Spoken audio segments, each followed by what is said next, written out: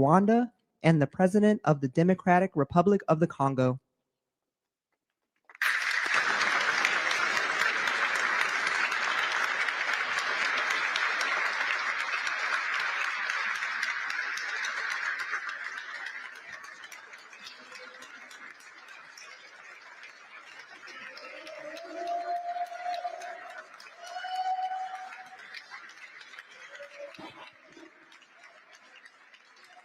Well, thank you very much. Wow. This is a nice building, I have to tell you. So this is a special occasion for a lot of reasons, but number one is it's our first occasion in this building using it for peace. And it's all about peace, and it's a great honor. And Marco, you've done a fantastic job in getting it ready, but it's a spectacular building, and we all appreciate it. And very importantly, we're settling a war that's been going on for decades with millions and millions of people killed. And these two gentlemen spent a lot of time backstage talking to each other, and over at the Oval Office. We were at the Oval Office together. It was beautiful. And I think it's just a very important day.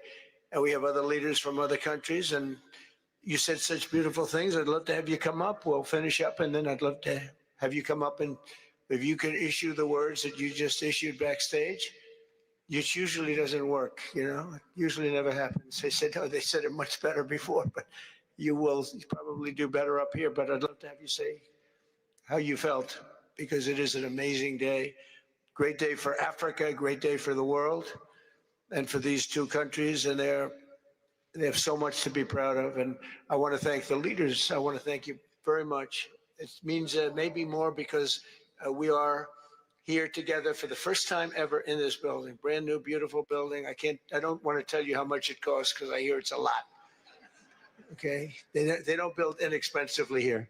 But I just want to thank you very much. So please sit down, everybody. I want to thank everybody for being here. It's a momentous occasion. It's truly incredible setting. It's very few places I've seen like this. In this holy season, we prepare to celebrate the birth of the Prince of Peace. We have come to the U.S. Institute of Peace to sign a historic agreement that will end one of the longest running conflicts anywhere in the world, with far more than 10 million people killed.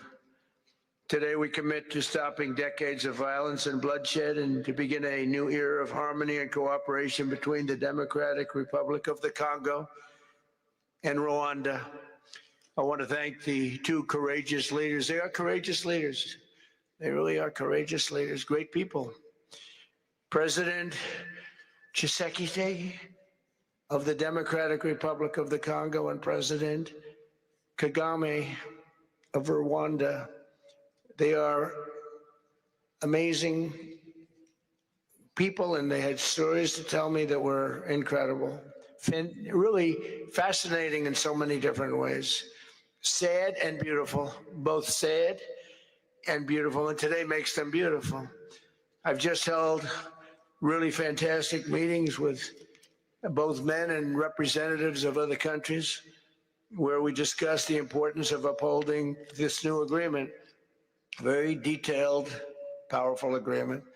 I also want to thank several foreign guests and dignitaries in attendance to celebrate this magnificent event, including the President of Angola. Please, would you stand? And so great to see you. Thank you. The President of Burundi. Thank you very much. Great to see you again. The President of Kenya. We have the Olympics here. You know, they do very well in the Olympics, those runners. I don't know what the heck you do with those runners, but they are very good. I've been watching them for a long time. So we have the Olympics coming to the United States. You know that. Thank you very much. And you'll come as our guest. Thank you. And the President of the Council of Ministers of Togo. Thank you. Thank you very much. The Vice President of Uganda. Thank you. It's such a beautiful color. Like all these guys are wearing these dark suits. You just stand out for a lot of reasons. You're beautiful. The foreign ministers of Qatar, thank you. Thank you very much. Say hello to my friend, great man. And the United Arab Emirates, thank you. Thank you. My regards, right? And the chairman of the African Union Commission, who's done a fantastic job, and thank you for all your help. We appreciate all your help. Special group of people. A very special thanks as well to Secretary of State Marco Rubio. Marco, please stand. Thank you. And thank you for putting a certain name on that building. I said, boy, that is beautiful. That blew up last night. They said, that's a great honor. It really is. On this building, it's a great honor. Thank you very much. I assume you had a lot to do with that. Just a little bit. Yeah. Thank you. Appreciate it. And Senior Advisor for Africa, Masad Boulos, who's been fantastic. Thank you, Masad. All of these people, every one of them were indispensable in forging this agreement. Let me also recognize Senators Mike Rounds and Lindsey Graham. Lindsey, thank you. Mike, wherever you may be. Thank you. Thank you, Mike. Representatives Ronnie Jackson. Where's Ronnie? Ronnie is that great guy. He won his race in Texas by 48 points, right, Ronnie? So I don't have to ask if he's in any, I don't even have to endorse him anymore. It doesn't matter. Save the paper, right? Great job. Chris Smith. Chris? Thank you, Chris. Great. Good job. Trent Kelly. Trent? Thank you very much. Thank you. And the acting president of the Institute for Peace, Darren Beatty. Thank you, Darren, very much. Thank you very much, Darren. For more than 30 years, one of the worst conflicts on earth has been raging in eastern Congo. Millions and millions of people have been tragically killed, went on forever, and countless more have been displaced from their homes. Families have been destroyed. It's been a disaster. Many administrations have tried, but probably not too hard, knowing who preceded me. But they tried. It said they've tried. But we tried harder to end this conflict. But they've accomplished, obviously, they accomplished very little because the killing went on at levels that just got worse and worse. And today we're succeeding where so many others have failed. And this has become the 8th war that we've ended in less than 1 year. Such an exciting thing to do. This has been a really, because we're talking about 30 years of fighting, 30 years, much more than 10 million lives. Last June, thanks to the efforts of Secretary Rubio and Mr. Boulos, Rwanda and the DRC reached a landmark agreement to move toward peace. They started the process. I met with some of their great representatives who are here also. And we started a great process. The compact we're signing today, which will be known as the Washington Accords, everybody sort of liked that name, formalizes the terms agreed to in June, including a permanent ceasefire, the disarmament of non-state forces, provisions for refugees to return to their homes, and justice and accountability for those who have committed illegal atrocities. Very importantly, this agreement also creates a new framework for economic prosperity. There's tremendous wealth in that beautiful earth. It's beautiful earth. But it was stained badly with blood, tremendous amounts of blood. But in the region that will support a lasting peace, and the Democratic Republic of the Congo and Rwanda have agreed to more closely integrate their economies with each other rather than fighting. And they'll be doing that. And these two gentlemen are very smart, and I think they liked each other a lot. I spent time with them. I think they like some people may be surprised. I really do. I think they've spent a lot of time killing each other. And now they're going to spend a lot of time hugging, holding hands, and taking advantage of the United States of America economically like every other country does. So they're going to do very well. But they do have some very valuable things. They're going to have a lot of money. and a lot of success. And I think they're going to get along really well. So I hope so. Thank you very much. Look at them. Look at the way they love each other. Thank you. So I have a lot of confidence in both leaders. We'll keep these commitments. I know they're going to keep them and follow through on the agreement and create a much brighter future for the people of their countries and their heroes within their countries because of today. This is a big story. And so much is being written and said. All of the newscasts have it at the top of the list. And they are heroes, and we want to keep it that way. Today, the United States is also signing our own bilateral agreements with the Congo and Rwanda that will unlock new opportunities for the United States to access critical minerals and provide economic benefits for everybody. And we'll be involved. We're sending some of our biggest and greatest companies over to the two countries, and we're going to take out some of the rare earth and take out some of the assets and pay, and everybody's going to make a lot of money. These are just two of the many new agreements related to mineral supplies that my administration has achieved this year, including with Australia, Japan, Kazakhstan, Malaysia, South Korea, and many other countries.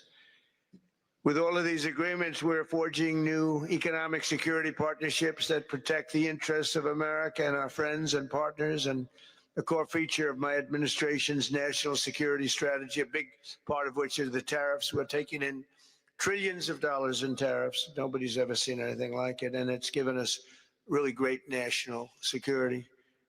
We'll be paying down debt. We'll be making distributions to people, and we're really doing a job.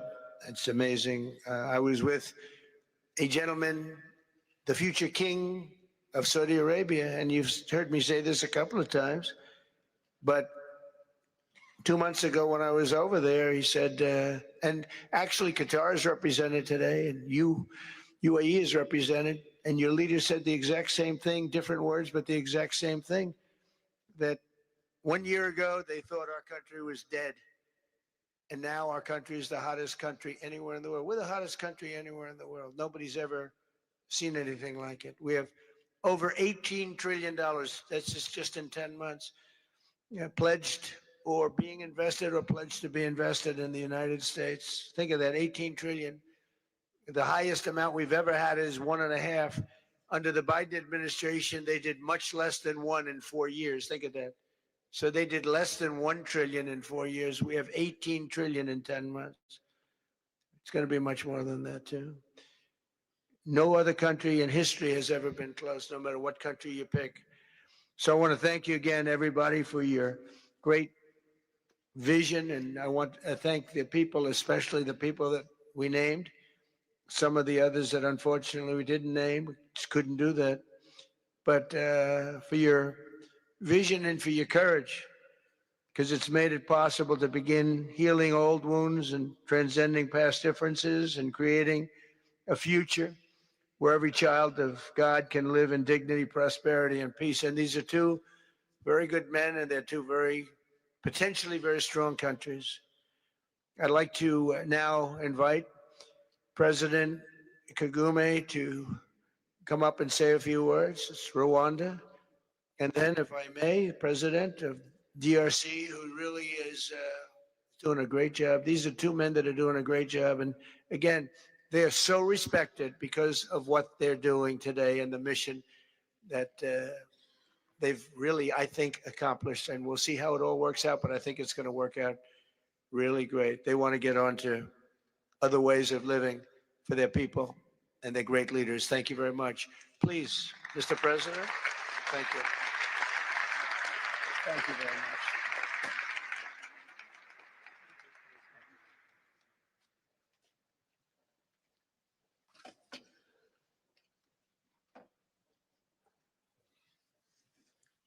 Excellency Donald Trump, President of the United States of America, Excellencies, heads of state and government and former heads of state, distinguished ladies and gentlemen, I want to begin with some words of thanks. First,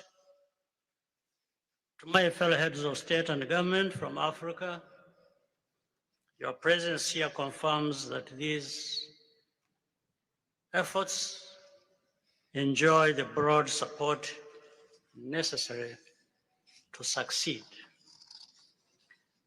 I also thank Minister of State Kulaifi, representing His Highness Sheikh Tamim bin Hamad of Qatar. The role of Qatar has been absolutely central in getting us to this point. But of course, the biggest vote of thanks goes to President Donald Trump. No one was asking President Trump to take up this task. Our region is far from the headlines. But when the president saw the opportunity to contribute to peace, he immediately took it.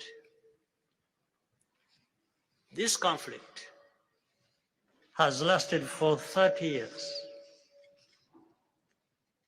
We have seen countless mediations and efforts, but none has succeeded in resolving the underlying issues. President Trump introduced a new and effective dynamism that created the space for breakthroughs. His approach is even-handed, never taking sides. He orients us toward the future, not the past, emphasizing that the dividend of peace is prosperity and investment, including from the United States. More importantly, President Trump's approach is pragmatic. The process has not become an end in itself. All of these elements filter down to his dedicated team, and here I want to single out Secretary Rubio and Masad Boulos for special appreciation. We would not be here today without their efforts. And as a result, we have the clearest and most viable path forward that we have ever had. These accords provide everything needed to end this conflict once and for all. If this agreement falters and things do not work out as they are supposed to, the responsibility will not lie with President Trump, but with ourselves. It's up to us in Africa, working with our partners to consolidate and expand this peace. There will be ups and downs on the road ahead. There is no doubt about it. Rwanda, I know, will not be found wanting. I can assure you of that. Our only objective is and has always been for our country to be safe and secure after having endured so much tragedy. We now only want to look forward in confident expectation of a prosperous and stable future. Mr. President, Excellencies, I thank you for your kind attention.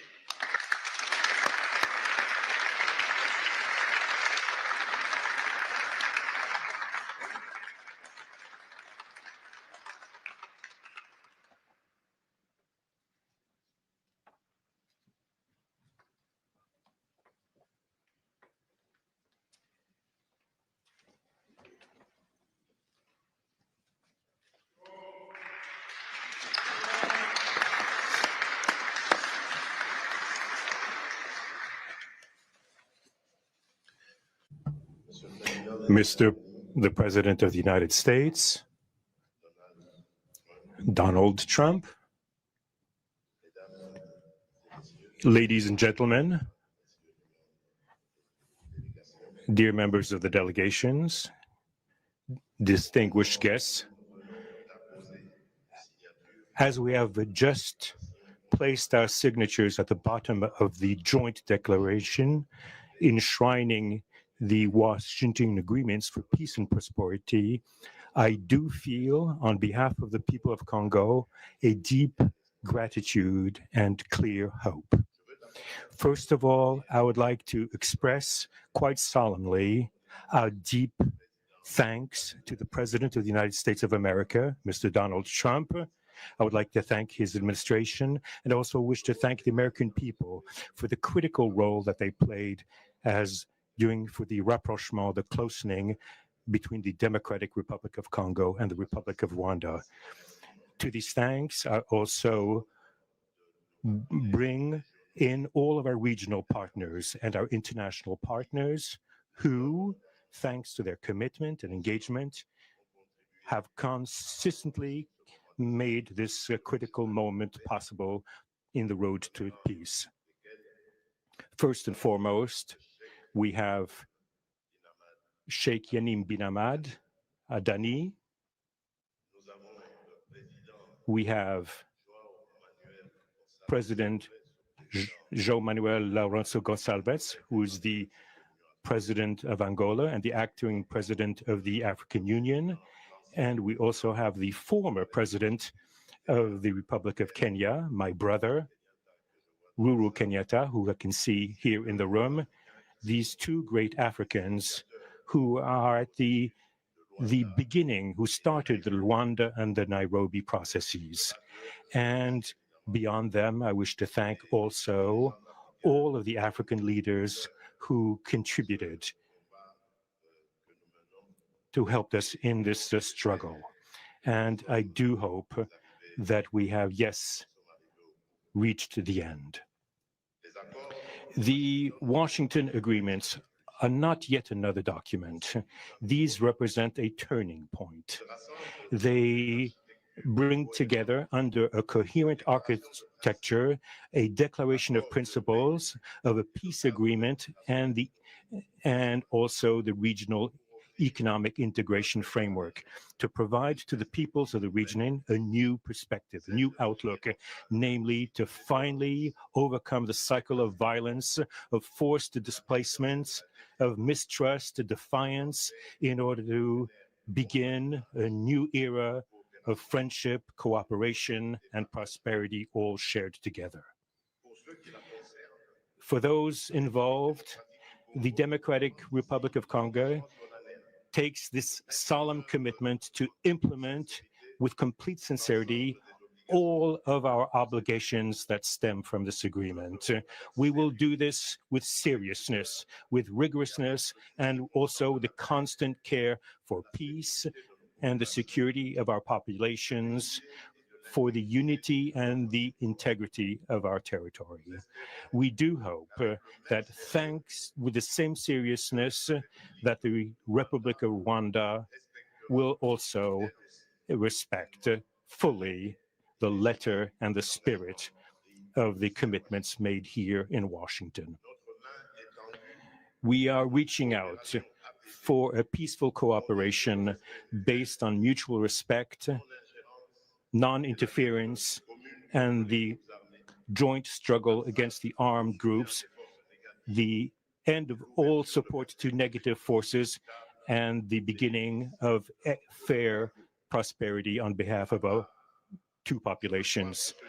I do believe this day is the beginning of a new path, a demanding path, yes, indeed, quite difficult, but this is a path where peace will not just be a wish and aspiration, but a turning point. The Democratic Republic of Congo will fully play its part with dignity, with consciousness and consistency, and with the support of our partners.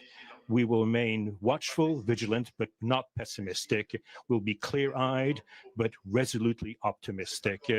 These Washington agreements for peace and prosperity must be for our peoples a symbol of an irreversible commitment to turn the page of confrontations and to open a new era of cooperation and sustainable peace throughout the region. Thank you.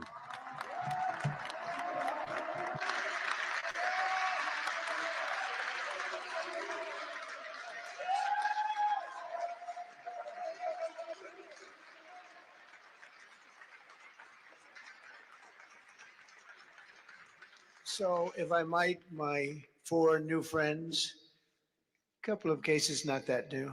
Could you come up, please? Do you mind? Please.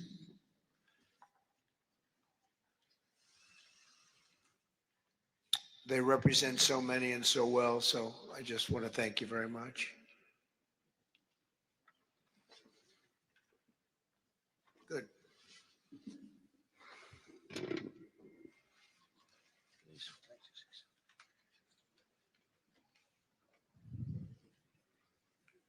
Sr. Presidente Donald Trump, Presidente dos Estados Unidos da América, caros convidados, altas entidades aqui presentes, senhores jornalistas, eu gostaria de realçar a importância desta cerimônia aqui em Washington, D.C.,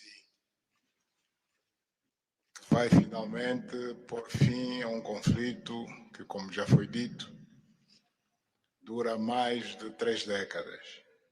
Não são exatamente 30 anos, mas mais do que 3 décadas. Um conflito entre irmãos, países vizinhos e irmãos, que deviam se dar bem, mas que, por razões de diversa ordem, têm vindo a se degladiar ao longo dos anos, com pesadas consequências, quer para as populações de ambos os países, como também para as respectivas economias.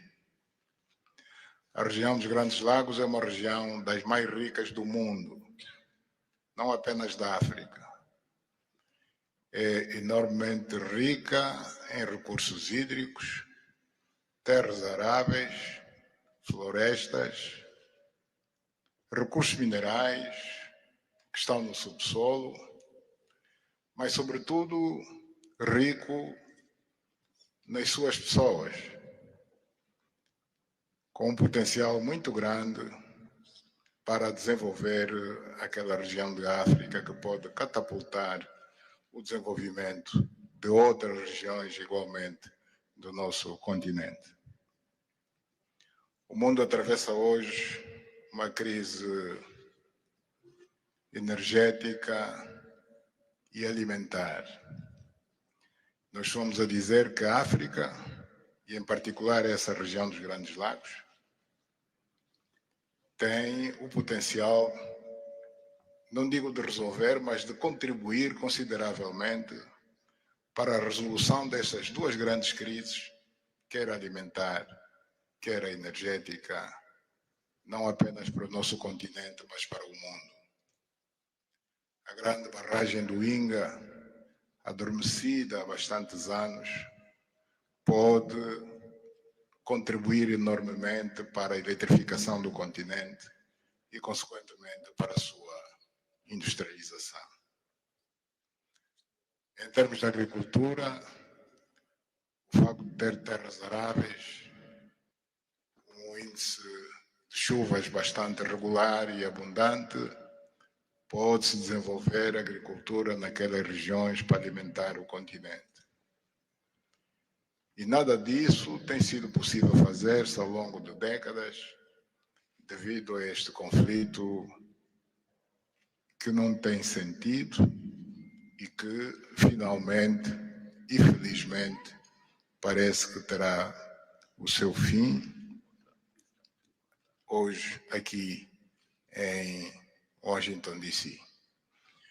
Nós procuramos fazer a nossa parte, e quando digo nós, estou-me a referir a Angola, ao Quênia e outros países também africanos. Procuramos fazer o melhor para chegarmos a este momento. Infelizmente não foi possível, mas nós só temos que agradecer ao presidente Trump por ter dado continuidade ao trabalho que nós realizamos e ter conseguido alcançar esse desfecho do qual todos nós sairemos a ganhar. Tanto, mais uma vez, o presidente Trump fez a parte que lhe compete e nós esperamos e acreditamos que é o que vai acontecer, que as duas partes, ou seja, as autoridades da República Democrática do Congo e da República do Rwanda também farão a sua parte para a implementação com êxito deste acordo. Uma coisa é assinar um acordo, outra coisa que é mais difícil, mas é possível, desde que haja vontade política, é implementar em tempo útil tudo aquilo que nós acordamos e assinamos. Parabéns a todos. Muito obrigado. Your Excellency, the U.S. President, President Trump, dear guests, and dear dignitaries present here and press members. I would like to highlight the importance of this ceremony taking place in Washington, D.C., because this has come to put an end to a war that has been there for more than 3 decades, because it's not just exactly 3 decades, but it's more than 30 years. And this is a conflict that has been there between two neighboring countries, which have been fighting for many years with consequences on the peoples, countries, economies, and so forth. And these consequences also were felt in the Great Lakes region, which is a very rich region in Africa, rich in terms of water resources, arable lands and forests, and as well as mineral resources, which are important for the development of a region. So it's important that we've reached to this point where the agreement is going to be, has been signed, a peace deal, which will benefit immensely the whole region and will unleash the opportunities for the development of our continent, and as well as to helping the whole world in terms of fighting against food crisis and energy crisis, which the whole world is going through now. We believe that the Great Lakes region will have to play a great role in providing resources to the international community. And of course, solving this conflict will also help solve other crises, not only in the continent, as we know, but worldwide. For example, the Great Inga hydro project in Congo is important. It can help to electrify the continent and consequently help in terms of developing agriculture and providing agriculture, arable lands, and abundant resources that we have that can be used. We know that Africa possesses a lot of other resources, such as rainfalls, which are important for agriculture. So nothing has, nothing would just justify this war, but eventually the most important thing that it has come to war. We sought as Africans to do our part. When I say Africans, I mention countries such as Angola, Kenya, and other African countries, but unfortunately we couldn't make it. But we now want to thank President Donald Trump for having helped to reach this important milestone. We believe, once again, we have to thank him for what he has done. And what comes next now is to appeal to the two parties, that is the Democratic Republic of the Congo and the Republic of Rwanda, to implement successfully this agreement for the benefit of their countries, their people, and including our continent of Africa. Thank you very much.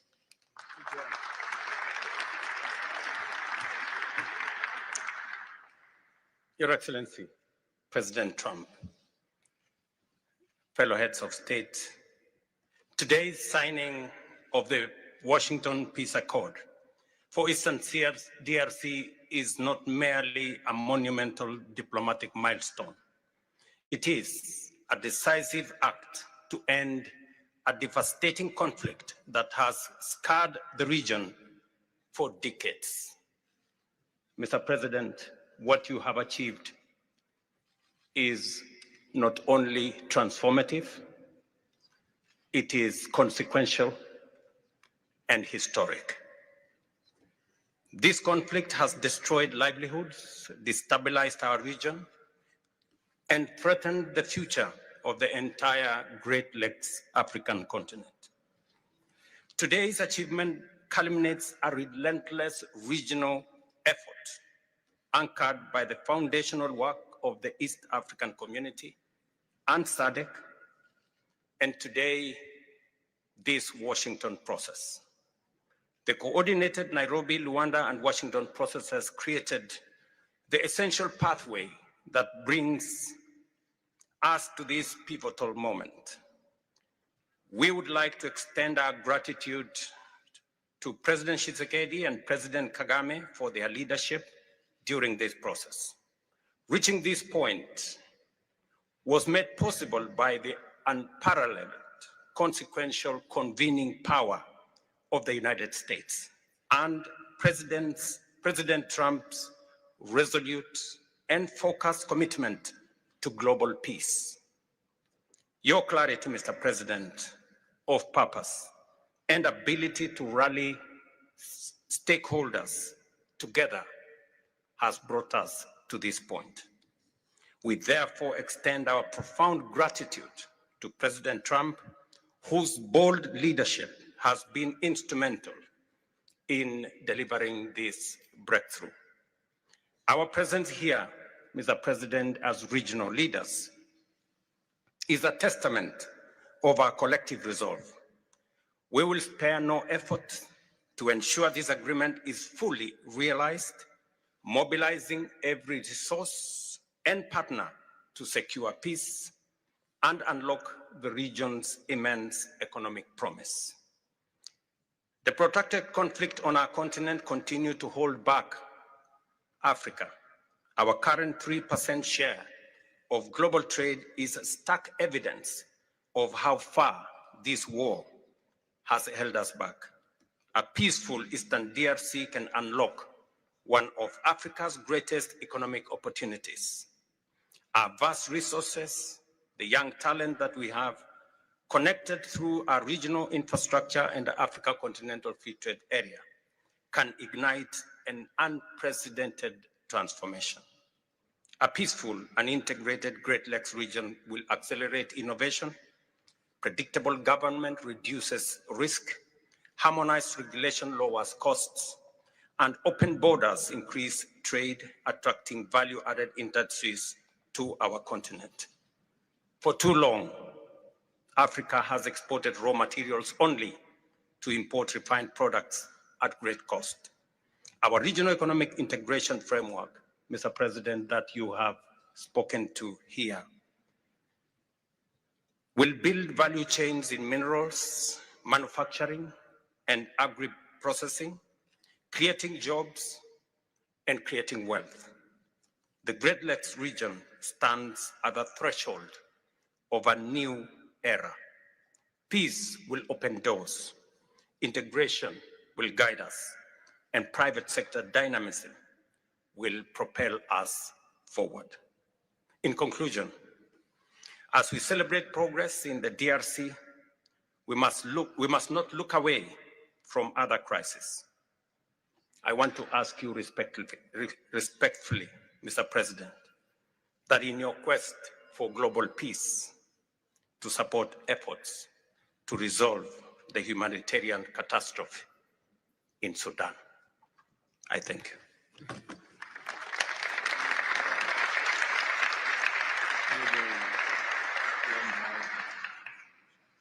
Excellence, le chef d'État et de gouvernement ici présent, Heads of state and government, dear delegations,